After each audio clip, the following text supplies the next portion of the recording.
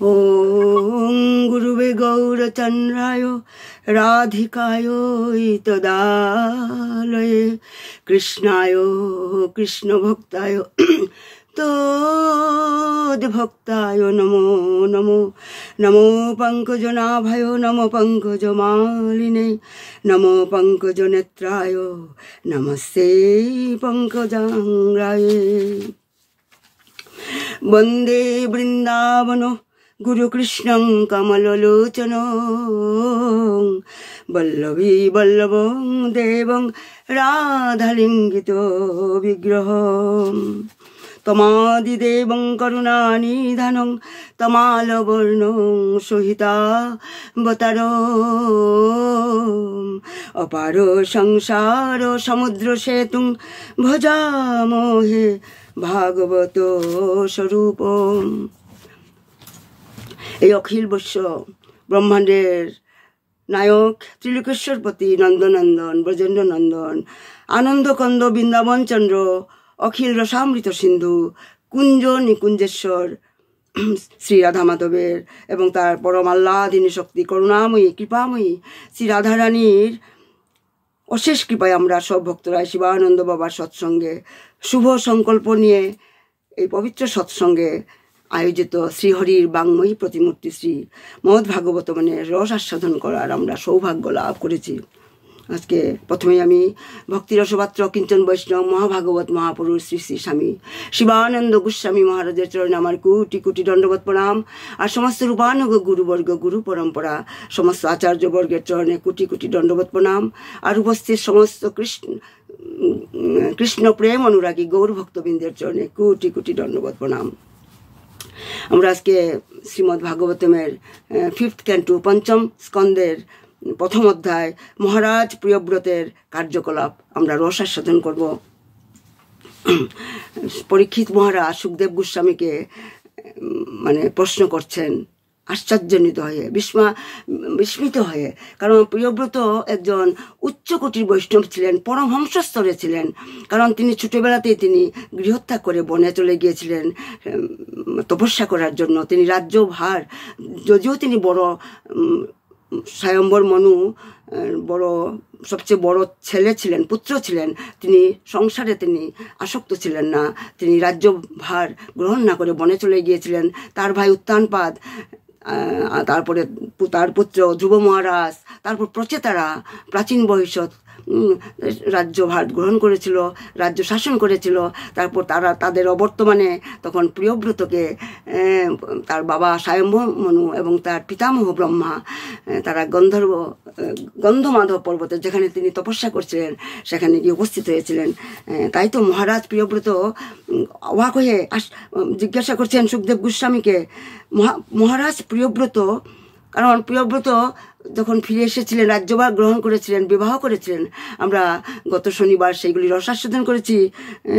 তাই মহারাজ পরীক্ষিত মহারাজ তাই বলছেন যে মহারাজ প্রিয়ব্রত যে কিভাবে গৃহস্থ আশ্রমে থাকা সত্ত্বেও মুক্ত পরমহংস ছিলেন, সেই এরা কিভাবে সম্ভব হয়েছে।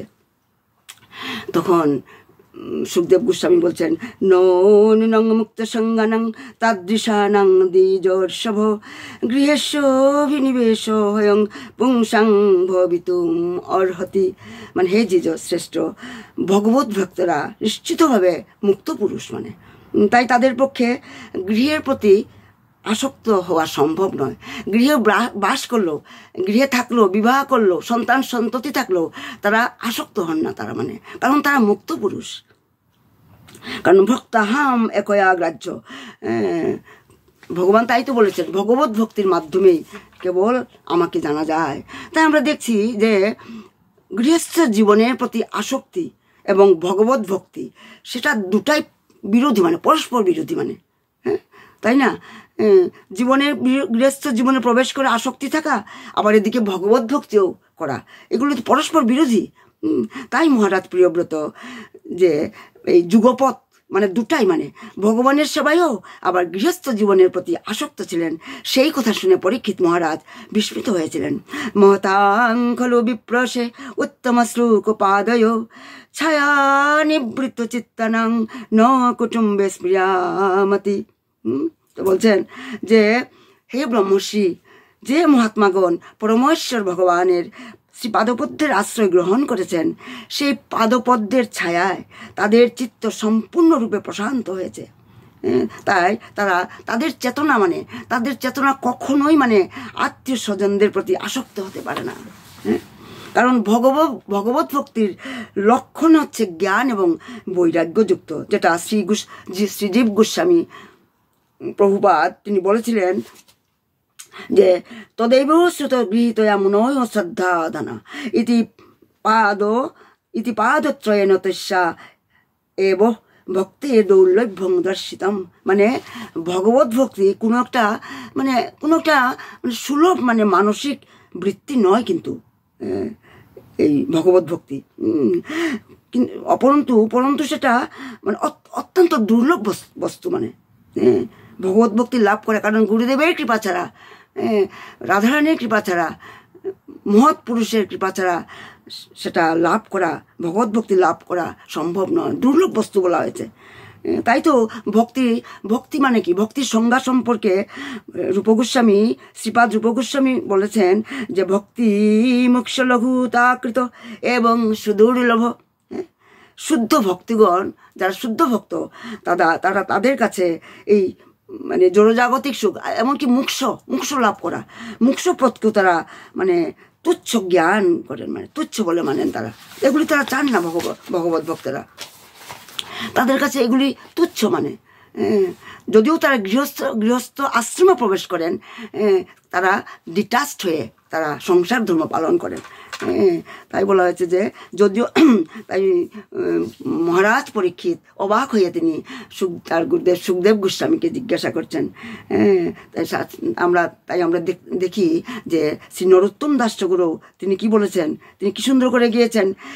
নিতাই পদ কমল কোটি চন্দ্র সুশীতল, যে ছায়ায় জগৎ জুড়ায়। এটা অর্থ কি, যিনি নিত্যানন্দ প্রভুকে তিনি হচ্ছেন পার্সনিফিকেশন অফ গুরুতত্ত্ব, তিনি হচ্ছেন পরম গুরু আমাদের। তাই নিত্যানন্দ প্রভুর শ্রী পাদপদ্মের ছায়া এতই স্নিগ্ধ এবং শীতল যে জড়জাগতিক কার্যকলাপের দাবাগ্নিতে সর্বদা দগ্ধ বিষয়াসক্ত ব্যক্তিরা সেই পাদপদ্মের আশ্রয় গ্রহণ করতে পারেন এবং তার ফলে সম্পূর্ণভাবে তারা তৃপ্ত হতে পারেন। কারণ গৃহস্থ জীবন এবং আধ্যাত্মিক জীবনের পার্থক্য তারাই বুঝতে পারেন, হৃদয়ঙ্গম করতে পারেন, যারা গৃহস্থ জীবনের দুঃখ দুর্দশা ভোগ করেছেন। যারা গৃহস্থ জীবনে যারা দুঃখ পান, তারাই তো বুঝতে পারবেন তার মর্ম, গৃহস্থ জীবনের আধ্যাত্মিক জীবনের পার্থক্য।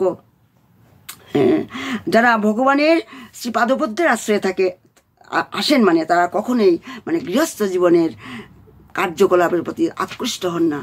যেভাবে আমরা দেখেছি পঞ্চপাণ্ডব, তারা কৃষ্ণ ভক্ত ছিল, পরম বৈষ্ণব ছিল, তারা পরম ভাগবত ছিল। তাদেরকে লাক্ষাগিরি আগুন দিয়ে পুড়িয়ে মারার চেষ্টা করা হয়েছিল। এমনকি দ্রৌপদী যখন ভোজন শেষ করার পর দুর্যোধন 10,000 সাধুকে পাঠিয়েছিলেন পাণ্ডবদের কাছে। তারা যখন বনবাসে ছিল, কি বলে পাঠিয়েছিল যে আপনাদের ওখানে নিমন্ত্রণ আছে, পাণ্ডবদের ওখানে, মিথ্যা কথা বলে। যখন ঘরে খাওয়ার জন্য একটা দানাও ছিল না, তখনই সাধুদের পাঠিয়েছিলেন। তখন কারণ দ্রৌপদী সেই দিন দ্রৌপদীও তিনি নিজের ভোজন শেষ করে পাত্র ধুয়ে রেখেছিলেন। কারণ দ্রৌপদী তখন ভগবানকে ডাকতে আরম্ভ করেছিলেন যখন সাধুরা এসেছিল। কারণ দ্রৌপদীর একটা পাত্র ছিল, সেই পাত্রটায় দ্রৌপদী খাওয়ার আগে যতই লুকোই আসুক, হাজার কোটি যতই আসুক, যত অন্ন ব্যঞ্জন সেটা প্রস্তুত করতে পারত সেই পাত্রটা। কিন্তু দ্রৌপদী যদি খেয়ে ফেলে সেটা সম্ভব ছিল না। তাই আজ দ্রৌপদী খেয়ে ফেলে পাত্র ধুয়ে দিয়েছে, তার তো আর উপায় নেই, তাই সে গোবিন্দকে ডাকছে, হে গোবিন্দ, হে মাধব, তুমি আমাদের সহায়। মানে গোবিন্দ ছাড়া তো আর উপায় নেই। আর ভগবান এসে বললেন দ্রৌপদীকে, তোমার সেই পাত্রটা নিয়ে আসো। বলছে আমি ধুয়ে ফেলেছি, তবু নিয়ে আসো। একটা দানা লেগেছিল, আর ভগবান সেটা মুখে দিতেই, গ্রহণ করতেই সারা বিশ্ব ব্রহ্মাণ্ডের সবার ক্ষুধা মানে সবাই তৃপ্ত হয়ে গেল মানুষ। আর সঙ্গে সঙ্গে সেই সাধুরা, 10,000 সাধুরা যারা স্নানে করতে গঙ্গায় গিয়েছিল, তারা বলা বলি করতে লাগলো, আমরা এখান থেকে পালিয়ে যেতে হবে, নাইলে ভীম আমাদেরকে ধরে মারবে, কারণ আমাদের জন্য নিশ্চয়ই রান্না হয়েছে। এইভাবে কত রকমের যে মানে তাদেরকে যন্ত্রণা ভোগ করতে হয়েছিল। তাই কুন্তী কত সারা জীবন কষ্টই তো ভোগ করেছেন তারা, কিন্তু তারা ভগবানের পাদপদ্ম তারা কিন্তু ত্যাগ করেনি।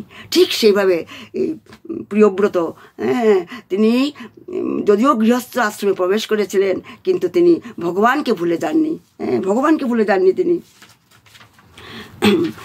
তাই বলা হচ্ছে যে, কারণ মানে যখন কেউ উচ্চতর স্বাদ প্রাপ্ত হয়, মানে উচ্চতর স্বাদ প্রাপ্ত হয়, তখন তিনি নিকৃষ্ট স্তরের কার্যকলাপে থেকে আপনা থেকেই মানে সেটা ত্যাগ করেন। মানে আমি যদি যেভাবে যখন আমার সামনে মানে ডাল ভাতের একটা প্লেট আছে, আর একটু পরে একটা মানে সুস্বাদু পিৎজা, আজকাল যে খুব ভালোবাসে খেতে, 2টা প্লেট, আমি কোন প্লেটটা নেব? যেটা উচ্চতর যেটা স্বাদ, সেটার প্রতি তো আকৃষ্ট হব। সেটাকে ডাল ভাতের প্লেটটা ত্যাগ করে আমি যেটা বেশি স্বাদ, সেটারই তো আমি আকৃষ্ট হব। ঠিক সেইভাবেই যে মানে যে ব্যক্তি উচ্চতর মানে স্বাদ লাভ করে, তখন তিনি নিকৃষ্ট স্তরের কার্যকলাপ আপনা থেকে ত্যাগ করে। তার মানে এইভাবে মানে ভগবানের পাদপদ্মের, সেটা তো উচ্চতর স্তর, তো ভগবানের পাদপদ্মে শরণ গ্রহণ করা। তখন মানুষ কি করে, পাদপদ্মের স্মরণ করা মাত্রই মানুষ গৃহস্থ জীবনের প্রতি বিরক্ত হয়, মানে আসক্তি ত্যাগ করে। মানে তাই রাজা পরীক্ষিত মহারাজ জিজ্ঞাসা করলেন সুখদেবকে, হে মহান ব্রাহ্মণ, মহারাজ প্রিয়ব্রতের মতো ব্যক্তি, যিনি তার পত্নী, সন্তান সন্ততি এবং গৃহের প্রতি আসক্ত ছিলেন, তার পক্ষে কৃষ্ণ ভাবনায় সর্বোচ্চ সিদ্ধি লাভ করা কিভাবে সম্ভব হয়েছিল? তিনি 2টা দিককে কিভাবে ব্যালেন্স করেছিলেন, মানে এক কথায় বলতে গেলে কিভাবে তিনি মানে সম্ভব হয়েছিল? পরমহংস স্তরে কিভাবে ছিলেন তিনি গৃহস্থ আশ্রম করা সত্ত্বেও? সে সম্বন্ধে আমার খুব মানে সংশয় উপস্থিত হয়েছে, তিনি বললেন। মানে তখন সুখদেব গোস্বামী তখন বলতে লাগলেন, বেরো বার মুক্ত ভগবত উত্তম শ্লোকস্য শ্রীমচ্চ রণারবিন্দ মকর অন্ধরস আবেশিত চেতেশ ভাগবত পরমহংস। মানে শ্রী সুখদেব গোস্বামী তখন বললেন যে আপনি ঠিকই বলেছেন মহারাজ পরীক্ষিত, যেভাবে ব্রহ্মা আদি মহান দেবতারা, ব্যক্তিরা দিব্য শ্লোকের দ্বারা যার বন্দনা করে থাকেন, সেই পরমেশ্বর ভগবানের মহিমা মহাভাগবত এবং মুক্ত পরমহংস স্তরের কাছে অত্যন্ত মনোরম। মানে যিনি ভগবানের শ্রীপাদপদ্মের মকরন্দের প্রতি আসক্ত হয়েছেন, যার চিত্ত সর্বদা তার মহিমায় আবিষ্ট, তিনি কখনো কখনো কোনো প্রকার মানে প্রতিবন্ধকতার দ্বারা প্রতিহত হলেও তিনি কিন্তু যে পদ প্রাপ্ত হয়েছেন সেটা কখনোই পরিত্যাগ করেন না। একবার উচ্চতর স্তর যখন সেটা স্বাদ আস্বাদন করে, যে ভক্ত, শুদ্ধ ভক্ত, সে ভগবানের সেই স্বাদ সে ত্যাগ করতে চায় না। মানে ভগবানের পাদপদ্ম, গুরুদেবের পাদপদ্ম পরিত্যাগ করতে চায় না, কারণ তারা নিরন্তর তারা মানে ভগবানের গুণগানে ব্যস্ত। সেই ভগবান যিনি এই ব্রহ্মাণ্ডকে সৃষ্টি করেছেন, যিনি তার খেলায় মত্ত হয়ে আছেন, মানে যে ভগবানের রুমকূপ থেকে হাজার হাজার কোটি কোটি ব্রহ্মাণ্ডের জন্ম হয়েছে, সৃষ্টি হয়েছে, সেই ভগবান ভক্তদের নিয়ে খেলা করতে ভালোবাসেন এই বিশ্ব চরাচরে। ভগবান হচ্ছেন মানে কি বলা হয়, ভক্ত বৎসল। তিনি আমাদের জন্য, ভক্তের জন্য লীলা করেন, খেলা করেন, তিনি খেলা করতে ভালোবাসেন। এই সমগ্র বিশ্ব, এই বিশ্বে মানে স্থাবর জঙ্গম, গ্রহ, নক্ষত্র, তারা যা কিছুই আমরা দেখছি, আপনারা দেখছেন সব কিছু ভগবানেরই সৃষ্টি। এই বিশ্ব ব্রহ্মাণ্ডের অধিপতি ত্রিলোকেশ্বরপতি তার পাদপদ্ম থেকে আমাদের মন যেন তোমার মন যেন সরে না যায়, কারণ ভগবান খেলতে ভালোবাসেন। তাই তো আমাদের অনেক কবি কি সুন্দর করে তিনি গিয়েছেন, আমার লাইনগুলি মনে থাকে না, খেলিছ এই বিশ্বলয়ে বিরাট শিশু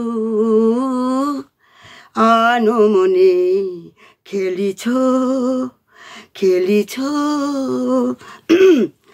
প্রলয় সৃষ্টি তব পুতুল খেলা, হচ্ছে না, নিরজনে প্রভু নিরজনে খেলিছ এই শূন্যে মহাকাশে তুমি মগ্ন লীলা বিলাসে, ভাঙিছ গড়িছ নীতি ক্ষণে ক্ষণে, নিরজনে প্রভু নিরজনে খেলিছ খেলিছ এই বিশ্বলয়ে বিরাট শিশু আনমনে, খেলিছ। ভগবান এই বিরাট বিশ্বলয়ে তিনি একটা শিশু হয়ে, আমরা দেখেছি শিশুরূপে তিনি কাকে দর্শন দিয়েছিলেন, কাকে তিনি দিয়েছিলেন নামটা মনে নেই, সেই ঋষিকে তিনি সেই পদ্মপাতা একটা পাতায় ভগবান শিশু, ছোট্ট একটা শিশু হয়ে তার বুড়া আঙুলটা মুখের ভিতর দিয়ে সেই পাতার উপরে ভেসে ভেসে যাচ্ছেন ভগবান। আর সেই দর্শনটা একজন ঋষিকে দেখিয়েছিলেন সেই ভগবানের সেই রূপ, মানে কারণ ভগবান তার রূপ মানে ভক্তের মানে according to the degrees of their devotion, ভক্তের অনুযায়ী তিনি তাদেরকে দর্শন দেন। কী রূপে দর্শন দেবেন? যেভাবে জগন্নাথ রূপে তিনি দর্শন দিয়েছিলেন, যে রূপ নারদমুনি এসে দেখেছিলেন, তাই ভক্তের কাছে বিভিন্ন রূপে তিনি প্রকটিত হন। মানে এর কারণ তিনি এই বলছেন যে প্রলয় সৃষ্টি দেব পুতুল খেলা, এটা পুতুল খেলা খেলছেন তিনি। আমরা যেভাবে ছোটোবেলায় যেমন আমরা খেলতে ভালোবাসি, ছোটোবেলায় আমরা দৌড়াই আমরা, আজকাল তো এগুলি বাচ্চারা করতে পারে না, কিন্তু আমাদের সময় তো আমরা বিকেল হলেই আমরা মাঠে চলে যেতাম খেলার জন্য, হাডুডুডু খেলতাম, কবাডি খেলতাম, যে খেলতে ভালোবাসি আমরা ছোটোবেলায়। আর ভগবান নিরন্তর সেই পুতুল খেলা চলে এই বিশ্ব ব্রহ্মাণ্ডে তিনি খেলা করে যাচ্ছেন। মানে তাই বলছেন যে সুখদেব গোস্বামী তাই পরীক্ষিত মহারাজকে বলছেন যে উচ্চস্তরের কৃষ্ণ ভক্ত মানে জড়জাগতিক জীবন মানে আবার পুনরায় গ্রহণ করতে পারে না, এবং যিনি বিষয়ের জীবন অবলম্বন করেছেন তিনি কোনো অবস্থাতেই কৃষ্ণ ভক্তির পন্থা তিনি মানে অবলম্বন করতে পারেন না। সুখদেব, যার চিত্ত একবার ভগবানের মহিমায় মানে আবিষ্ট হয়েছে, তিনি কখনো কি হয়, তার মানে বাধা বিপত্তির দ্বারা প্রভাবিত হলো, কিন্তু তার অতি উচ্চ মানে ভক্তিপথ পরিত্যাগ করতে পারে না। এইমাত্র যেটা আমি বললাম প্রসঙ্গক্রমে, এই পাণ্ডবদের কথা, দ্রৌপদীর কথা, কুন্তির কথা, যদিও এখানে নেই তবু, কারণ এটা রিলেটেড, মানে কারণ তারা ছিল, তাদের মধ্যে পাণ্ডবদের কত বাধা বিপত্তি এসেছিল কুন্তী দেবীর জীবনে, কিন্তু তারা কখনো কিন্তু তাদের উচ্চ ভক্তি পদ মানে ভগবানের পাদপদ্ম তারা কিন্তু পরিত্যাগ কখনো করেনি। মানে তাই বিশ্বনাথ চক্রবর্তী ঠাকুরের মতে তিনি বলেছেন যে ভক্তি মার্গে দুই প্রকার মানে বাধা আছে, প্রতিবন্ধকতা আছে, মানে দুই প্রকারের বাধা আছে। প্রথমটি হচ্ছে মানে বৈষ্ণবের চরণে অপরাধ, সেটা ভয়ঙ্কর অপরাধ, মানে বৈষ্ণবের চরণে অপরাধ। এই তো শ্রী চৈতন্য মহাপ্রভু তার ভক্তদের সাবধান করে দিয়েছিলেন যাতে বৈষ্ণব অপরাধ যাতে মানে না করার জন্য। কারণ অপরাধ অনেক ধরনের আছে, নাম অপরাধ, ধাম অপরাধ, তারপরে সেবা অপরাধ, তার মধ্যে বৈষ্ণব অপরাধ সবচেয়ে ভয়ঙ্কর। মানে নাম অপরাধের মধ্যে আমরা দেখেছি 10 রকমের নাম অপরাধ আছে। যেমন যেমন গুরুদেবের আজ্ঞা অবজ্ঞা করা, সেটাও কিন্তু নাম অপরাধের মধ্যে পড়ে।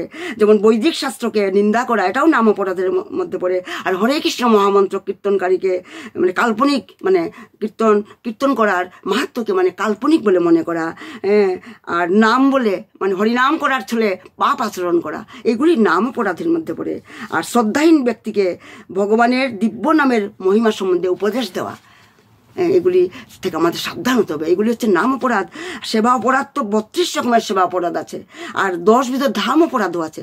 সেই ধাম অপরাধ হচ্ছে আমরা যখন ধামে যাই, ধামকে অস্থায়ী বলে মনে করা, আর মানে কি বলা হয়, ধাম শ্রীধাম মানে ধামে যাত্রীগণের কারো প্রতি মানে মানে তাদের কটু বাক্য বলা, কটু বাক্য প্রয়োগ করা বা অনিষ্ট করা, এইগুলি হচ্ছে ধাম অপরাধ। তারপরে বিগ্রহ অর্চন বা নাম কীর্তনকালে অর্থ সংগ্রহ করা, তার দ্বারা ব্যবসা করা, এইগুলি হচ্ছে ধাম অপরাধ। আর ধামে যখন আমরা বাস করি কিছুদিনের জন্য, তখন পাপ কর্ম করা, এগুলি হচ্ছে ধাম অপরাধ। আর সবচেয়ে হচ্ছে বড় হলো হচ্ছে বৃন্দাবন এবং নবদ্বীপের মধ্যে পার্থক্য মানে নির্দেশ করা, এগুলি হচ্ছে ধাম অপরাধ। আর শ্রীধামের মাহাত্ম্য প্রকাশকারী শাস্ত্রের নিন্দা করা, সেগুলি হচ্ছে ধাম অপরাধ। আর সেবা অপরাধ 32 রকমের, আমি এখন বলা তো সম্ভব নয়, সময় কম। সেই 32 রকমের সেবা অপরাধ আছে। যে আমরা এক হাতে দণ্ডবোধ প্রণাম করা, এটা কিন্তু সেবা অপরাধ বলে মনে হয়। আর বিগ্রহের সামনে পা ছড়িয়ে বসা, সেটাও কিন্তু মানে এটা হচ্ছে সেবা অপরাধ। ভগবানের সামনে পা ছড়িয়ে, অনেকে পা সামনে ছড়িয়ে বসে, এটা অপরাধ মানে। আর ভগবানের শ্রী বিগ্রহের সামনে হাত দিয়ে হাঁটু বা কনুই বা পায়ের গুড়ালি ধরে বসা, সেটাও হচ্ছে সেবা অপরাধ। আর বিগ্রহের সামনে শয়ন করা, শোয়া উচিত নয়, সেটাও সেবা অপরাধ। আর ভগবানের সামনে প্রসাদ খাওয়া উচিত নয়, সেটাও সেবা অপরাধ। ভগবানের সামনে বিগ্রহের সামনে মিথ্যা কথা বলা, জুড়ে জুড়ে কথা বলা, আর কি বলা হয়, বিগ্রহের সামনে অপরের সঙ্গে কথা বলা উচিত নয়। আর চিৎকার করে কথা বলা উচিত নয় বিগ্রহের সামনে। বিগ্রহের সামনে দাঁড়িয়ে ঝগড়া করা উচিত নয়। বিগ্রহের সামনে খারাপ কথা বলা উচিত নয়। বিগ্রহের সামনে দাঁড়িয়ে কোনো কারো স্তুতি করা উচিত নয়, মানে প্রশংসা করা আরেকজনকে ভগবানের সামনে দাঁড়িয়ে, এগুলি হচ্ছে সেবা অপরাধ। আর ভগবানকে নিবেদন না করে কিছু খাওয়া উচিত নয়, সেগুলো সেবা অপরাধ। তো 32টা আছে, আমি কয়েকটা বললাম। তাই বলা হচ্ছে যে বৈষ্ণব অপরাধ হচ্ছে সবচেয়ে ভয়ঙ্কর। মানে যেমন তাই তো চৈতন্য মহাপ্রভু তার ভক্তদেরকে সাবধান করে দিয়ে বলেছেন যে যে বৈষ্ণব অপরাধ না করার জন্য। কারণ হাতিমাতা, এটাকে হাতিমাতা অপরাধ বলা হয়। এই বৈষ্ণব অপরাধকে হাতিমাতা মানে একটা পাগল হাতি যখন সুন্দর একটা বাগানে প্রবেশ করে, তখন সেই হাতিটা, সেই পাগলা হাতিটা সব কিছু তছনছ করে উজাড় করে দেয়। ঠিক সেই রূপ বৈষ্ণব অপরাধও এতই ভয়ঙ্কর যে তার ফলে মানে অতি উচ্চ স্তরের ভক্ত তার সমস্ত আধ্যাত্মিক মানে সম্পদ, মানে আধ্যাত্মিক সম্পদ মানে আধ্যাত্মিক জ্ঞান হারিয়ে সে নিঃস্ব হয়ে পড়ে। মানে যেহেতু কৃষ্ণ ভক্তি হচ্ছে নিত্য, তাই তা কখনো মানে সম্পূর্ণভাবে নষ্ট হয়ে যায় না। সাময়িকভাবে মানে এটা বাধাপ্রাপ্ত হয়, ব্যাঘাত আসে, কিন্তু সেটা কখনো সম্পূর্ণভাবে নষ্ট হয়ে যায় না। মানে তাই তো ভগবান অর্জুনকে বলেছিলেন, প্রতি জানাই হে কুন্তেয় নমে ভক্তা পুনশ্রতি, আমার ভক্তির বিনাশ নেই। এইভাবে বৈষ্ণব অপরাধ হচ্ছে ভগবত ভক্তির পক্ষে একটা প্রতিবন্ধক। মানে তাই বলছেন যে প্রিয়ব্রত তার গুরুজনদের আদেশ অনুসারে, গুরুজন মানে তার পিতা স্বয়ম্বর মনু এবং তার পিতামহ তার দাদু মানে ব্রহ্মার আদেশ অনুসারে গৃহস্থ জীবন স্বীকার করেছিলেন। কিন্তু তার অর্থ এই নয় যে তিনি তার ভগবত ভক্তি বিসর্জন দিয়েছিলেন। কৃষ্ণ ভক্তি পূর্ণ শুদ্ধ এবং নিত্যমুক্ত, তাই তা কোনো অবস্থাতেই তা হারিয়ে যায় না। যেহেতু হারিয়ে যায় না। যিনি একবার ভগবানের পাদপদ্মের আশ্রয় গ্রহণ করেছেন, তাই তার কখনো তার বিনাশ হবে না, সেটা ভগবান মুক্ত কণ্ঠে তিনি ঘোষণা করেছেন। মানে তাই আমরা দেখেছি এই যে আরেকটা বিল্বমঙ্গল ঠাকুর, তার পূর্ববর্তী জীবনে একজন অতি উন্নত স্তরের ভক্ত ছিলেন বিল্বমঙ্গল ঠাকুর, কিন্তু পরবর্তী জীবনে তিনি নিদারুণভাবে অধঃপতিত হয়ে একটা বেশ্যার সঙ্গে তার প্রতি আসক্ত হয়ে পড়েন। কিন্তু হঠাৎ সেই বেশ্যার প্রতি তিনি এত আকৃষ্ট হয়েছিলেন, কিন্তু তারই বাণীতে সেই রমণীটি, চিন্তামণি তার নাম, তার চৈতগুরু হয়ে তার কথায় এই বিল্বমঙ্গলের আমূল পরিবর্তন হয়েছিল এবং তিনি এক মহান ভক্তে পরিণত হয়েছিলেন। তাই মহান ভক্তদের জীবনে এই প্রকার অনেক অনেক ঘটনা দেখা গেছে যে যা থেকে আমরা জানতে পারি, যাতে প্রমাণ করে যে একবার ভগবানের পাদপদ্মের আশ্রয় গ্রহণ করলে তার আর কখনো বিনাশ হয় না। কন্তেয় প্রতিজনাহি নমে ভক্ত প্রণশ্যতি। তার মানে কিন্তু মূল কথা এটাই যে পাপ কর্মের ফল থেকে সম্পূর্ণভাবে মুক্ত হওয়ার পরেই কেবল মানে ভক্ত হওয়া যায়, মানে পাপ কর্ম থেকে মুক্ত হতে হবে। তাই তো ভগবান কৃষ্ণ ভগবদ্গীতায় বলেছেন যে সাং তস্তগতং পাপং জনানাং পুণ্যকর্মাণাং তে দ্বন্দ্বমুহরে নির্মুক্তা ভজন্তে মাং দৃঢ়ব্রতা। মানে যারা তাদের পূর্ববর্তী জীবনে এবং এই জীবনে পুণ্যকর্মের আচরণ করেছেন, যাদের পাপময় জীবন সম্পূর্ণভাবে মানে নাশ হয়ে গেছে, সমাপ্ত হয়েছে, এবং যারা দ্বন্দ্ব এবং মোহ থেকে মুক্ত হয়েছেন, তারাই মানে দৃঢ় নিষ্ঠা সহকারে আমার সেবায় যুক্ত হন। তাই বলা হয়েছে, সুখদেব গোস্বামী তাই বলছেন, মহারাজ পরীক্ষিতকে বলছেন, হে রাজন, এইভাবে রাজপুত্র প্রিয়ব্রত তার গুরুদেব নারদ মুনির শ্রী পাদপদ্মের সেবা করার ফলে পরম তত্ত্বজ্ঞান লাভ করে পরম ভাগবত হয়েছিলেন, পরম হংসস্তরে হয়েছিলেন। কারণ গুরুনিষ্ঠাই হচ্ছে মানে আমাদের ভক্তি মার্গের প্রথম সিঁড়ি, মানে ধাপ, মানে গুরুনিষ্ঠা is the backbone of our spiritual progress. মানে তাই কারণ গুরুদেবের মানে চরণ না ধরলে আমরা কখনোই গোবিন্দের চরণ আমরা লাভ করতে পারবো না। তাই গুরুনিষ্ঠা is the backbone of our spiritual progress. মানে আর সেটা প্রিয়ব্রত যেটা করেছিলেন, তিনি নারদমুনির পাদপদ্মে আশ্রয় নিয়েছিলেন। আর নারদমুনি তার গুরুদেব তাকে মানে ভগবত তত্ত্ব সম্বন্ধে তিনি জ্ঞান দিয়েছিলেন, ভক্তি মার্গের কথা বলেছিলেন। কারণ স্বয়ম্বর মনু তার পিতা যখন তাকে পৃথিবী পালনের দায়িত্ব গ্রহণ করার জন্য রাজ্যভার গ্রহণ করার আদেশ দেন, প্রিয়ব্রতকে তিনি বুঝাতে চেয়েছিলেন যে শাস্ত্রের নির্দেশ অনুসারে তার পুত্র হিসাবে তার পিতার আজ্ঞা পালন করা উচিত। কারণ প্রিয়ব্রত কিন্তু প্রথমে তার পিতার আদেশ কিন্তু পালন করেননি, কারণ তার পিতা অনেক বুঝিয়েছিলেন তার পুত্রকে, যিনি তপস্যা করার জন্য তিনি গন্ধমাদন পর্বতে গিয়েছিলেন, কিন্তু প্রিয়ব্রত সেটা মানে সেই পিতার আদেশ তিনি মানে পালন করতে রাজি হননি প্রথমে, মানে কারণ তিনি প্রিয়ব্রত ভক্তি যুগের অনুশীলনের দ্বারা নিরন্তর তিনি ভগবানকে স্মরণ করছিলেন। এইভাবে তিনি তার সমস্ত ইন্দ্রিয়গুলিকে, পঞ্চেন্দ্রিয় জ্ঞানেন্দ্রিয়কে ভগবানের সেবায় নিযুক্ত করেছিলেন। যদিও পিতার আজ্ঞা লঙ্ঘন করা উচিত নয়, তবুও তিনি তার স্বীকার করেননি। তার ফলে তিনি এই জন্য তিনি গভীরভাবে তিনি বিবেচনা করেছিলেন, পৃথিবী পালনের দায়িত্ব গ্রহণ করলে তিনি ভগবত ভক্তি থেকে বিচ্যুত হবেন কিনা, তিনি ভগবানকে ভুলে যাবেন কিনা, গুরুদেবকে ভুলে যাবেন কিনা, সেটাই তার মনে ভয় ছিল।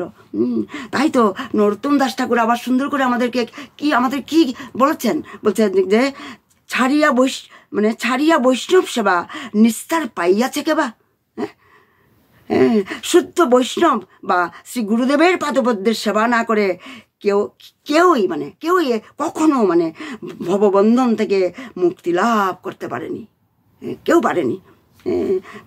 গুরুদেবের পাদপদ্মে সেবা না করে সম্ভব নয় এই ভগবান বন্ধন থেকে।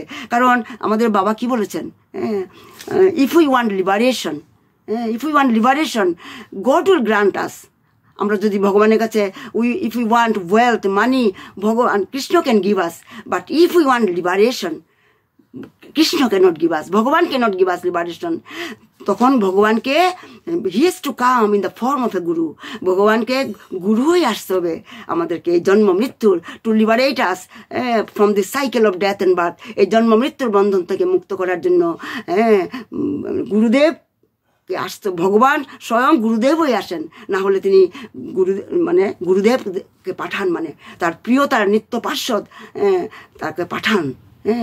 তাই তাই বলা হচ্ছে যে মানে গুরুদেবের পাদপদ্মের সেবা না করে কেউ মুক্তি লাভ করতে পারে না। রাজপুত্র প্রিয়ব্রত নিষ্ঠা সহকারে নারদ মুনির চরণ কমলের সেবা করেছিলেন। তার ফলে তিনি আধ্যাত্মিক তত্ত্বের প্রকৃত জ্ঞান মানে হৃদয়াঙ্গম করতে পেরেছিলেন। হ্যাঁ, স্বতত্ত্ব মানে স্বতত্ত্ব শব্দটির অর্থই হচ্ছে মানে হচ্ছে হে পরমেশ্বর ভগবান, মানে প্রিয়ব্রত আত্মা পরমেশ্বর ভগবান এবং তাদের সম্পর্ক সম্বন্ধে তিনি অবগত হয়েছেন। তাদের সম্পর্ক মানে কি আপনারা মন দিয়ে শুনবেন। আমি ক্লাসে এটা আমি বলে থাকি যে দেহাত্ম বুদ্ধি, মানে ভগবানের সঙ্গে আমার যে সম্পর্ক চিরন্তন সম্পর্ক, শুধু এই সম্পর্ক এই জন্মেই নয়, গুরুদেবের সঙ্গে আমাদের বাবার সঙ্গে যে আমাদের যখন পরিচয় হয়েছে, আমাদের বাবার আশ্রয়ে আছি, বাবার থেকে দীক্ষা নিয়েছি, শুধু এই জন্মের নয়, আমাদের জন্মান্তরের সম্পর্ক বাবার সঙ্গে আমাদের। হ্যাঁ, সে তাই বলছে, তাই আর প্রিয়ব্রত সেটা বুঝতে পেরেছিলেন, কারণ নারদ মুনি তার গুরুদেব তাকে তত্ত্ব সম্বন্ধে জ্ঞান দিয়েছিলেন, ভাগবত ধর্ম সম্বন্ধে জ্ঞান দিয়েছিলেন, তাই সমস্ত তত্ত্ব তিনি জানতে পেরেছিলেন।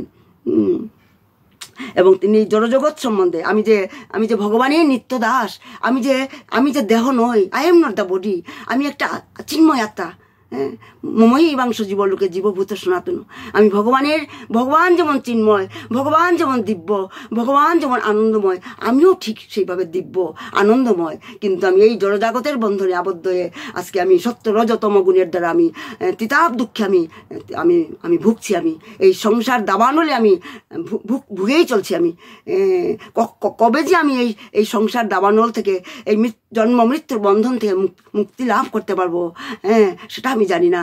তাই তো আমাদের আচার্যরা মহাজনেশ্ব গত ইতিপন্থা, আমাদের মহাজনরা, আমাদের আচার্যরা, আমাদের গুরুদেব যেটা নির্দেশ দিয়ে গিয়েছেন, আমরা তর্ক না করে মানে আচ্ছা যদি আমরা বিশ্বাস করে যদি আমরা সেটা ফলো করি, তবেই আমরা আমাদের এই ভববন্ধন থেকে মুক্তি লাভ করতে পারবো।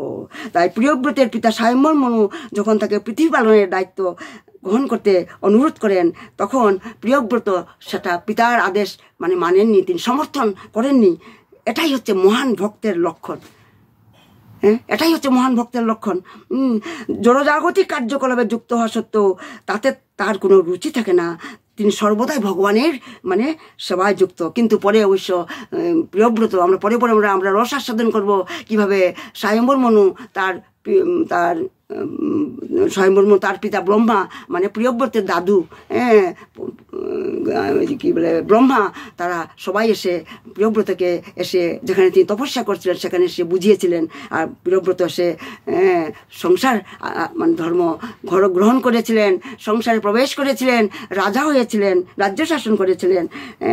তাই জড়জাগতিক বিষয়ের যেভাবে অনাসক্ত হয়ে তিনি এই রাজ্য শাসন করেছিলেন, অনাসক্ত হয়ে তিনি স্ত্রী পুত্রের দায়িত্ব পালন করেছিলেন। যেভাবে শ্রীকৃষ্ণ 16,000 পত্নী ছিলেন, তারা সকলেই ছিলেন সুন্দরী, যদিও তিনি ভগবান শ্রীকৃষ্ণ তাদের সকলের সঙ্গে প্রিয়তম পতির মতো আচরণ করতেন তিনি, তবুও তিনি কারো প্রতি আসক্ত ছিলেন না ভগবান শ্রীকৃষ্ণ। তেমনি শুদ্ধ ভক্ত গৃহস্থ আশ্রম অবলম্বন করলেও পত্নী এবং সন্তান সন্ততিদের প্রতি অত্যন্ত স্নেহপরায়ণ হলেও তিনি কখনো আসক্ত হন না। প্রণাম, সবাইকে প্রণাম। আমি এখানেই আজ বিরাম দিচ্ছি। নিতাই গৌ সীতানাথ প্রেমানন্দে। হরি হরি বল, হরি হরি বল। হে কৃষ্ণ গোবিন্দ হরে মুরারি, হে নাথ নারায়ণ বাসুদেব, হে কৃষ্ণ গোবিন্দ হরে মুরারি, হে নাথ নারায়ণ বাসুদেব। প্রণাম সবাই। সৎসঙ্গ কি জয়, নরোত্তম দাস ঠাকুর কি জয়। সবাই প্রণাম। ইন্দ্রালী ভট্টাচার্য প্রণাম। আপনি শুরু করুন। হ্যাঁ, শুরু করছি। আমার শরীরটা খারাপ।